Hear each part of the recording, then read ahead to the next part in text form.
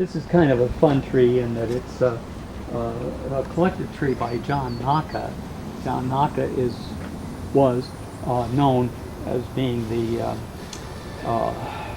father of bonsai in the United States.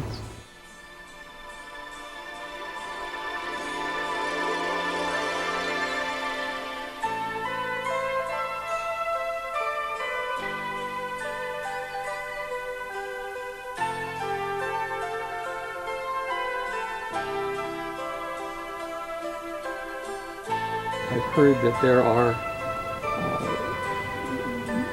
trees in the National Arboretum that have been donated to presidents over the years, and most of them were ones that were originally created by John Naka. He used to say to encourage people that it's the tree's job to grow, and it's our job to feed and water and repot, and then the trees will respond. Simple, perfect. And the whole meaning of the word bonsai means tree in a pot. They never mention all the work that goes and training that goes into it. Tree in a tray, we interpret that as tree in a pot.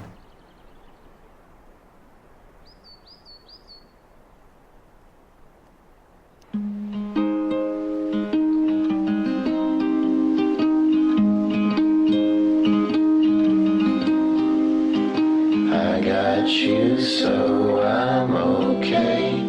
It's a lovely garden and I wanna stay. Nothing out there anyway. I think the idea is to get these trees to look like some idealized old tree in nature. And they said that, bonsai started as a real art form in Japan where nature was revered in Zen Buddhism. The person in charge of these trees, Kathy Shader, went to Japan for 5 years and studied bonsai with one of the head black pine men. She worked usually like 10, 12, 14 hours a day, every day of the year. It's the Professional Bonsai Association. I was the first one to receive a certificate from them that was both a woman and the first non-Japanese citizen.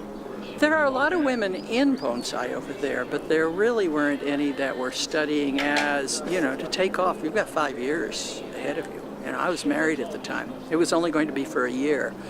But things happened, and the year went into 2 years, and then my teacher said, "You're going for it." And even during it, just learning, just watching, working on the great trees. My teacher was one of the top professionals in Japan. And I'd seen him, I followed him around when he was in this country doing different things. And I was just tickled that it was him. They were trees that were far better than anything I ever worked on here. So even the worst trees in his yard were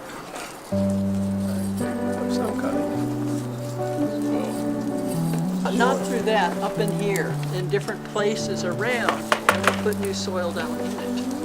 So you're getting this new core that can suck the moisture down into the rest of it, and then it spreads out from there. Sure. And it's a little powerful too, because you feel that you're able to bring a little bit of beauty into the tree. Everybody has something different that we look at our trees in nature and we see something within them that really sparks a little fire. And to be able to bring that fire down to something that's close to you and develop it is really a good feeling inside. When you get an old tree, you have to find that part of it dies or something. That's just natural. So you restyle it. Maybe you change the front, you change the style, you tip it over a little bit, shift it this way or that way, and renew it and bring it back as a different tree. They can live for over 1,000 years. But if they were growing out in the wild, they probably wouldn't last that long because they wouldn't get the care, the water, the feeding, the fussing with it. Us touching them, they love them. Not so true. It's just that It relaxes you. This is one of the best hobbies. It teaches you patience. It gets rid of all the garbage in your mind and your life. And it's relaxing. It's a great hobby. It's like the zen of gardening for him. He really can just space out. And Yes. and for me, I'm still learning. It's like, an amateur. It's work. So I'm ready for a break. Whenever I see this guy over there, I ask him to help me. You said our love was like the bonsai tree, and of course you were right. Oh, that's why, darling, it's a tragedy to find me drawing bonsai trees tonight. We want this not weedy look. We don't want it to look like what it looks like now, springtime. So you want the ferns at scale with the tree? Pretty much, and it's allowed to regrow. I love the little ferns just part way hiding this, but not this huge underneath. You can't tell if there's any little. I didn't know emollients that. in I didn't there. know that did what you said it did for that reason. The curator, Kathy Shaner, is irritated with this tree because not all of the individual trunks in there are from the same parent. So you can see a difference in the needle size and color and appearance from here to here. This tree is a different parentage than this tree. Different trees have different powers that you're trying to show off. It may be just the beauty of the trunk and the way the foliage surrounds it. It may be the power within the foliage, the way it unfolds, the way it opens up. Every tree has its own. It's like kids. You could have 5 kids or 10 kids in the same family, and they're all different personalities, different things that they like and dislike. It goes on, and the trees are the same way.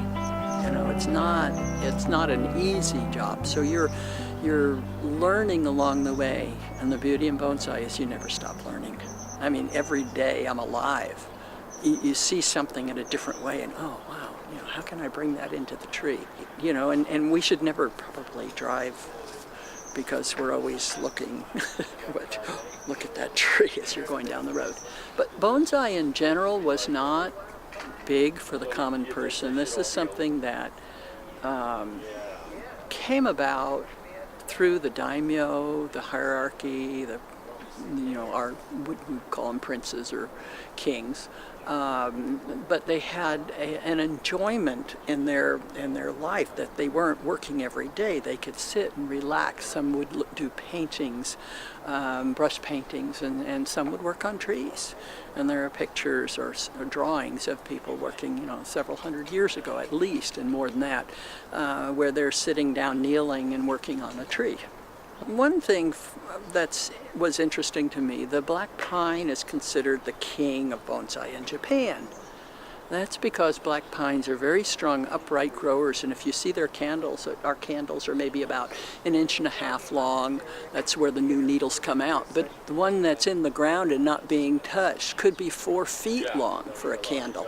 So pines have this strong, upright growth, and they get up into the upper reaches, and I guess in Japan they were probably the tallest tree, and for the Japanese this was the tree that the gods would come down from the heavens through this tree to get to the earth.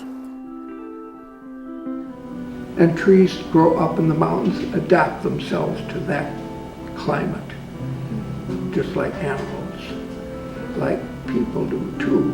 And that's why we look the way we do and do the things we do, because the world shapes us. And you have to learn to listen with your eyes. So you look at the tree, and the tree will tell you what's wrong. It's magic. We tend to revere things that are old, like the older the better. It isn't always true, but the idea of it is good. Oh, how the light reflected off you when you came to me. You floated like Mary into my darkened room. We were there once things were fine. I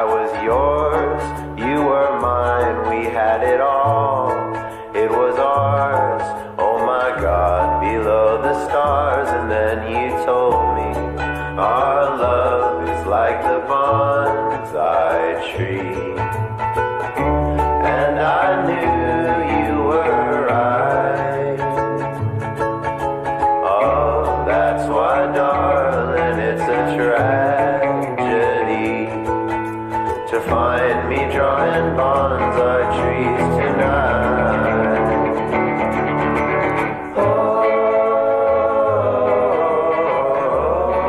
During our sad time during the Second World War, when a lot of the Japanese were put into internment camps here, some of them lived in, were in internment camps that were in the desert area next to hills, and they saw the trees out there, and after a while they got permission to go out in a few places and collect trees, and they didn't have pots to put them in, so they made pots out of concrete. Some of those pots are still around.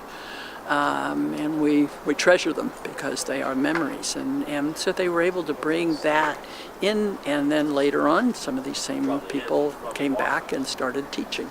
We're blessed in this state and other areas too. It's hard, here's somebody who was taken away, lost their homes, moved out to the middle of nowhere, and yet they had this softness and this beauty within them that they could create something wonderful and bring it around.